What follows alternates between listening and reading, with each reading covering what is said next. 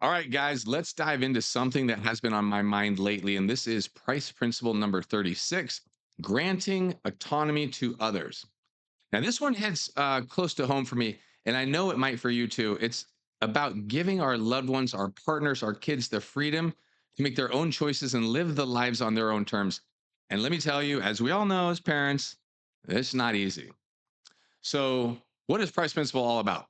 Well, granting autonomy is about recognizing the fundamental right of every individual to live according to their own values and desires.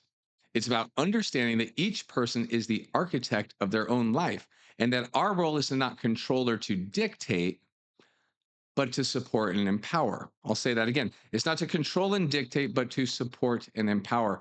You see, as a philosopher, or as the philosopher, Ayn Rand once said, is the smallest minority on earth is the individual. Those who deny individual rights cannot claim to be defenders of minorities. Now, let's talk about why this is so important and why it's so close to home for me. You see, as humans, we have this deep rooted desire to control things, especially me, and especially when it comes to the people that I care about the most. And when we want to protect them and guide them and make sure that they're making the quote unquote right decisions. But here's the thing, holding on too tightly is like trying to keep a butterfly in your hands. And you might think that you're keeping it safe, but in reality, you're just crushing its spirit. And that's why granting autonomy is so important. You see, it's about trusting the people that we love to navigate their own journey, even if it means sometimes watching them stumble and sometimes they fall down. And listen, it's about giving them the space to explore and to learn and to ultimately grow on their own terms. And let me tell you, it takes a lot of courage and at the same time, it's vulnerability to let go like that and allow this to happen. You see, once again, the Stoic philosopher Seneca once said, the greatest remedy for anger is delay. Powerful, right? And I think that that applies to our desire to control too. You see, when we feel the urge to jump in and take over, we need to pause, step back, and trust in the process of our individual growth. So, so with all this said, Derek, we're how are we getting to the lesson? Well, here's the beautiful thing. When we give our loved ones autonomy, we're not just setting them free, we're also strengthening our relationship. We're showing them that we respect their choices, that we believe in their ability to handle whatever comes their way, and that this kind of trust and understanding is not just the right thing to do, but it creates the foundation of any strong and healthy relationship.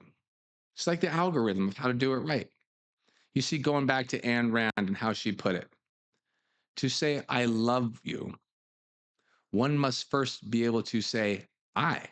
And by granting autonomy, we are acknowledging the inherent worth and dignity of the individual.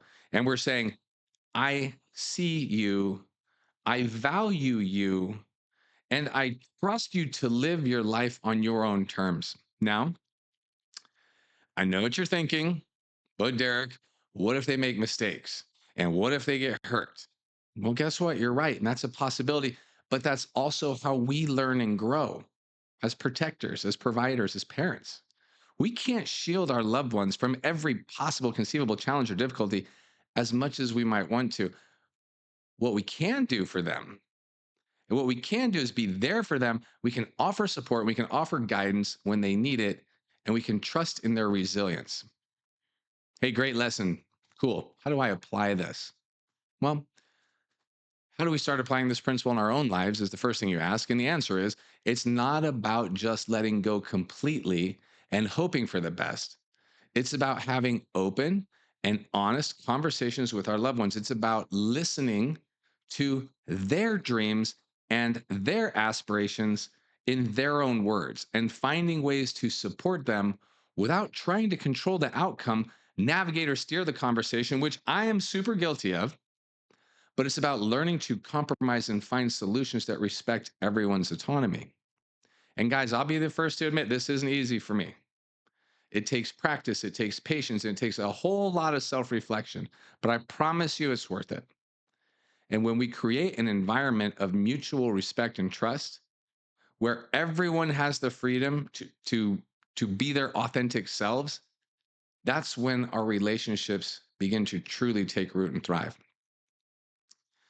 Again, as a Stoic philosopher once taught me, no man is free who is not a master of himself. And by granting autonomy to others, we're not only setting them free, but we're also liberating ourselves from the burden of trying to control everything. And how nice is that? Why carry an extra burden? So let's embrace the messiness. Let's embrace the uncertainty that comes with granting autonomy. Let's have the courage, and that's a great word here. Let's have the courage to let go, even when it's scary. And let's watch in awe as the people that we love spread their wings and soar to new heights. And that is the power, my friend, of price principle number 36. It's not about losing control, it's about gaining something so much deeper and so much more meaningful. I can't wait to see how it transforms your relationships in your life. Price out.